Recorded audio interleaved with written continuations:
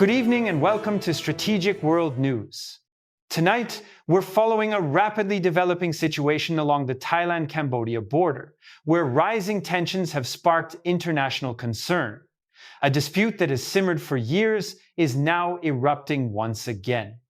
Thousands of civilians are fleeing their homes tonight as Thailand and Cambodia exchange fresh strikes along one of Southeast Asia's most volatile borders. Fighter jets, artillery fire, and conflicting accusations are pushing both nations toward their worst confrontation in years. What triggered this sudden escalation, and could the region be heading toward a wider conflict? According to officials from both sides, new attacks were launched overnight and continued into Tuesday morning. Cambodia says it held back for 24 hours before responding, insisting it was acting in self-defense. Thailand disagrees, claiming Phnom Penh fired first. Bangkok has confirmed that its fighter jets carried out strikes on what it called legitimate military targets, saying the operation followed international law and strict rules of engagement. So far, at least 7 Cambodian civilians and 3 Thai soldiers have been in these clashes. The rhetoric from both governments remains tense. Thailand's Prime Minister says there will be no immediate talks unless Cambodia agrees to specific conditions. Meanwhile, former Cambodian Prime Minister Hun Sen, still one of the country's most influential political figures, warns that Cambodia will fight back and defend its territory. This back and forth has created a diplomatic deadlock, with neither side willing to step back first. To understand why tensions rise so quickly here, we need to revisit a long-running dispute centered around the Preah Vihear region. In 1962, the International Court of Justice ruled that the Preah Vihear temple belongs to Cambodia. But the surrounding land, crucial for military control, was never fully demarcated.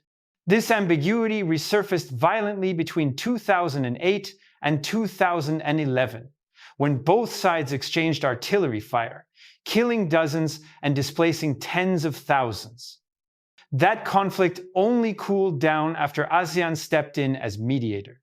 Today's clashes are happening along nearly the same stretch of border, making fears of a repeat very real. There are several factors behind the sudden flare-up. First, both governments are under pressure domestically. Bangkok does not want to appear weak after years of political turbulence.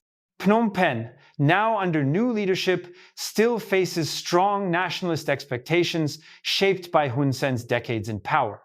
Second, the border terrain is mountainous and poorly marked, meaning even small troop movements can trigger suspicion. And third, once aircraft are deployed like Thailand's confirmed airstrikes, the risk of miscalculation rises dramatically. Air power signals seriousness, and both sides know that. The human cost is already severe.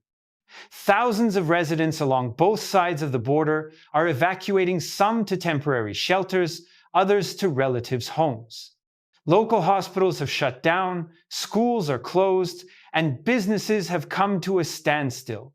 For older civilians and children, evacuation centers are especially difficult, with limited access to healthcare and proper living conditions. The United Nations has called for immediate de-escalation, though it has not yet announced any formal action. Malaysia's Prime Minister has expressed concern, but unlike previous border crises, he hasn't stepped in to mediate, at least not yet. Historically, ASEAN has played a key role in calming tensions between Thailand and Cambodia. Whether the bloc will intervene again remains unclear, but pressure is growing as casualties rise. Despite being a local conflict, this border zone holds symbolic and strategic importance for both nations. Control of high ground, national pride, and historic grievances all influence military decisions. Here are 3 possible scenarios moving forward. 1.